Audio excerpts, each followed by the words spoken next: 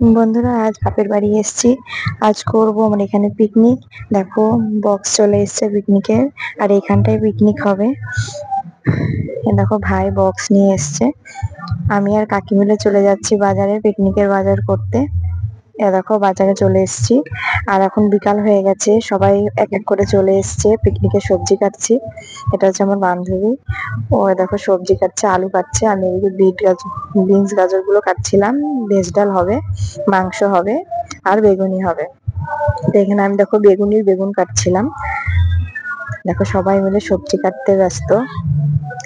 এখানে আমার কাকি উনান করছে। দেখো, রান্নাও শুরু হয়ে গেছে। আমি ভেজ ডালটা রান্না করেছি, মাংসটা কষিয়ে নাচ করতে চলে গেছিলাম। এরপরে আর ভিডিও করা হয়নি। যদি ভিডিওটা ভালো লেগে থাকে একটা লাইক কমেন্ট শেয়ার করে দিও।